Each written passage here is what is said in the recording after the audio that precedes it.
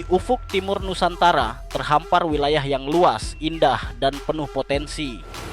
Dari lautan dalam di Kepulauan Maluku sampai pegunungan terjal Papua, di sanalah beranda timur Indonesia menghadap langsung dunia luar. Wilayah ini bukan sekadar garis batas, ia adalah gerbang strategis menuju Samudra Pasifik, persimpangan jalur maritim global, dan rumah bagi kekayaan alam tak ternilai. Namun, justru di balik keindahannya tersembunyi tantangan besar, jarak yang jauh, wilayah yang terpencar, dan potensi ancaman dari selatan maupun timur laut. Maka pertanyaannya pun muncul, sejauh mana kesiapan TNI menjaga dan mempertahankan wilayah timur Indonesia? Dalam episode ini, kita akan mengupas secara mendalam kekuatan udara, laut, dan darat TNI di timur Indonesia. Konteks strategis wilayah Indonesia Timur. Indonesia Timur bukan sekadar wilayah di peta, ia adalah simpul penting dalam arsitektur pertahanan negara. Dari sisi geopolitik, kawasan ini menghadap langsung ke Samudra Pasifik dan berbatasan dengan negara-negara kunci seperti Australia, Timor Leste, dan Papua Nugini. Laut Arafura dan Laut Banda bukan hanya jalur nelayan lokal, tapi juga lintasan strategis kapal-kapal internasional, baik komersial maupun militer. Di darat, wilayah ini menyimpan cadangan sumber daya alam yang besar, mulai dari tambang emas, gas alam, hingga hasil laut bernilai tinggi. Dengan luas wilayah yang mencakup ribuan pulau dan garis pantai yang panjang, Indonesia Timur menjadi kawasan rawan terhadap infiltrasi, penyelundupan, hingga potensi pelanggaran kedaulatan. Maka tak heran, kawasan ini mendapat perhatian khusus dalam strategi pertahanan nasional. Tapi seberapa siap infrastruktur dan kekuatan militer kita untuk mengawal semua ini? Jawabannya kita temukan di segmen berikutnya. Kapasitas pertahanan udara TNI di Timur. Pertahanan sebuah negara modern tidak hanya ditentukan oleh kekuatan di darat atau laut. Langit adalah domain strategis yang harus dikuasai. Di kawasan timur Indonesia, TNI Angkatan Udara menempatkan elemen vital untuk pengendalian ruang udara dan deteksi dini terhadap ancaman.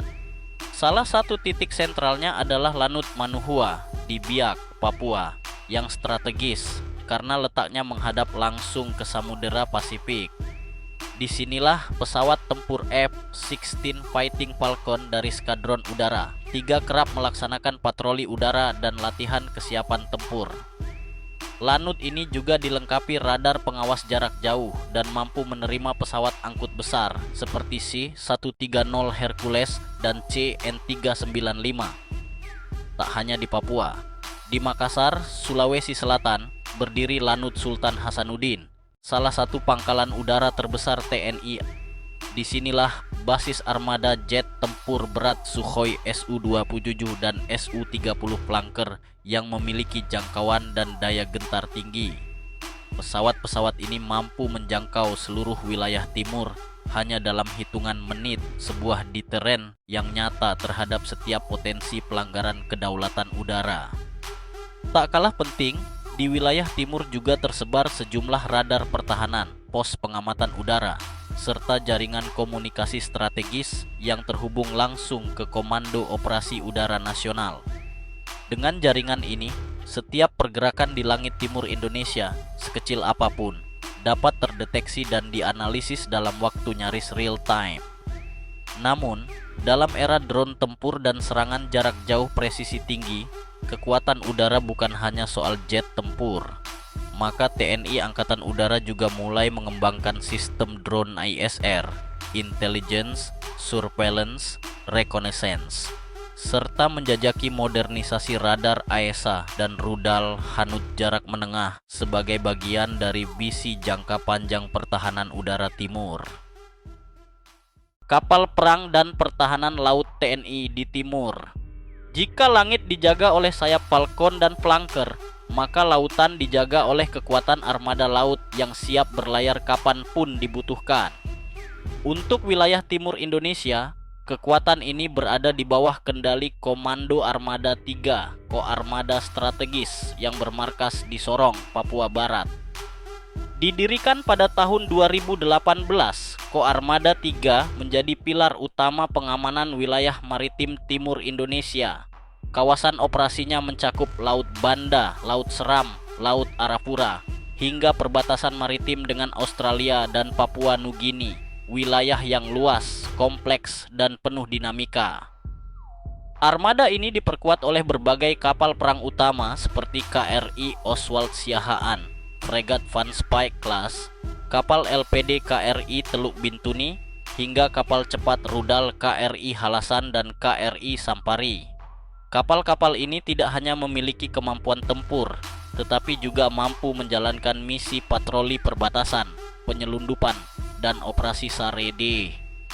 Tak hanya itu, penguatan pertahanan laut juga dilakukan melalui pembangunan dan modernisasi pangkalan laut seperti Lantamal 9 di Ambon, Lantamal 10 di Jayapura, serta pangkalan pendukung lainnya di Saumlaki dan Merauke. Pangkalan-pangkalan ini menjadi titik logistik, reparasi, dan suplai penting bagi operasi TNI Angkatan Laut di perairan timur. Namun, kekuatan laut tidak hanya soal kapal tempur. Koarmada 3 juga mengelola satuan kapal selam, satuan kapal bantu, hingga latihan bersama dengan mitra regional seperti Australia dan Amerika Serikat. Upaya yang menguatkan interoperabilitas dan deteren kawasan. Dengan laut yang begitu luas dan risiko infiltrasi yang tinggi, peran TNI Angkatan Laut di timur tak tergantikan. Inilah pagar hidup maritim Nusantara di ujung timur yang menjaga kedaulatan air dan jalur vital laut Indonesia. Kekuatan Matra Darat dan Korps Marinir TNI di timur. Pertahanan yang kokoh tidak hanya dibangun di udara dan laut, tapi juga berpijak kuat di daratan. Di wilayah timur Indonesia, TNI Angkatan Darat menempatkan 2 komando utama, Kodam Cendrawasih di Jayapura dan Kodam Kasuari di Manokwari.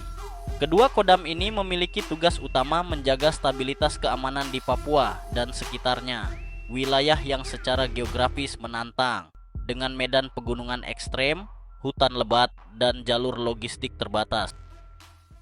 Pasukan infanteri ringan, Raider, hingga batalion Zipur dan Arhanud tersebar di berbagai wilayah rawan, seperti Pegunungan Tengah Merauke dan Nabire. Dalam situasi tertentu, kekuatan ini diperkuat dengan kehadiran Kopassus, terutama dari Sat 81 Gultor dan Grup 3, yang memiliki kemampuan khusus untuk operasi kontrateror, penyusupan, dan pengintaian dalam. Mereka dilatih menghadapi medan ekstrem dan konflik bersenjata terbatas di wilayah-wilayah sensitif. Namun, kekuatan di darat tidak berhenti di situ.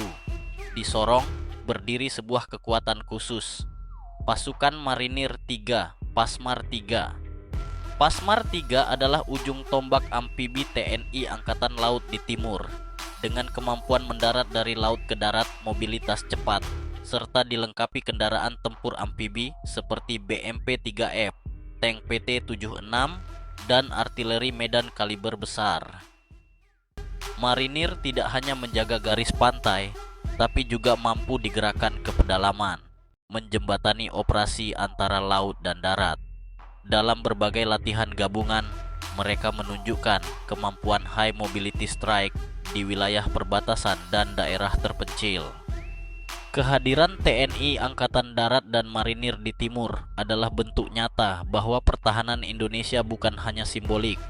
Ia hidup, tumbuh, dan terus disempurnakan untuk menjawab tantangan zaman.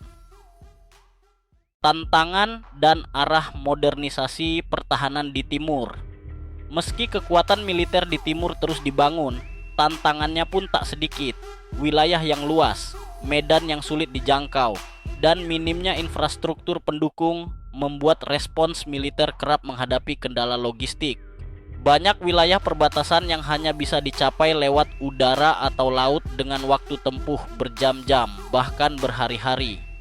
Ini artinya pembangunan pertahanan tidak cukup hanya dengan menambah alutsista, tetapi juga memerlukan jaringan infrastruktur pendukung, pelabuhan militer yang modern, lapangan udara taktis, jalan penghubung antar pos, dan sistem komunikasi terpadu yang aman dan cepat. Di sisi lain, ancaman pun ikut berkembang. Laut Arafura adalah jalur potensial penyusupan dan illegal fishing. Udara timur Indonesia menjadi titik rawan lintasan pesawat asing. Sementara di darat, potensi konflik sosial dan gangguan keamanan masih menjadi perhatian khusus. Untuk itu, arah modernisasi harus difokuskan pada penambahan pesawat intai dan UAV berbasis satelit, modernisasi radar jarak jauh dan hanut berlapis, penambahan kapal patroli cepat dan LPD baru, serta peningkatan kesiapan tempur prajurit melalui latihan reguler dan kolaborasi dengan negara sahabat. Pemerintah juga telah mencanangkan pembangunan pangkalan militer terpadu di Biak dan Merauke, yang kelak akan menjadi forward base utama di timur. Proyek ini diharapkan dapat mempercepat reaksi militer terhadap krisis, serta memperkuat daya gentar Indonesia di kawasan.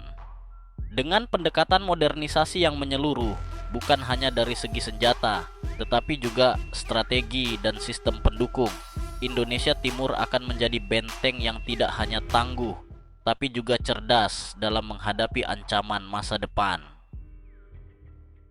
Indonesia Timur bukan hanya soal batas wilayah, ia adalah ujung tombak perisai terakhir dan sekaligus gerbang awal yang menghadap dunia luar. Di sanalah identitas strategis bangsa ini dipertaruhkan antara geopolitik, sumber daya, dan kedaulatan yang tak bisa ditawar. Kekuatan TNI di timur telah tumbuh, berkembang, dan terus diperkuat. Namun di era peperangan modern, pembangunan pertahanan bukanlah proyek satu kali, melainkan proses berkelanjutan yang menuntut visi jangka panjang dan komitmen nasional yang tak tergoyahkan. Kita mungkin tak selalu melihat kapal perang yang berlayar, pesawat tempur yang terbang rendah, atau pasukan yang berjalan menembus hutan Papua. Tapi di balik senyapnya timur, ada kekuatan yang berjaga, ada prajurit yang bersiaga, dan ada semangat bangsa yang tak pernah surut. Karena sejatinya, menjaga timur adalah menjaga Indonesia secara utuh. Jika Anda merasa video ini membuka wawasan dan memperkuat rasa cinta tanah air, bantu kami menyebarkan kesadaran ini lebih luas. Klik tombol subscribe, aktifkan lonceng notifikasi, dan bagikan video ini ke rekan, sahabat, atau komunitas Anda. Karena semakin banyak yang peduli, semakin kuat pula pertahanan kita. Bersama, kita bukan hanya penonton sejarah, tapi bagian dari kekuatan bangsa.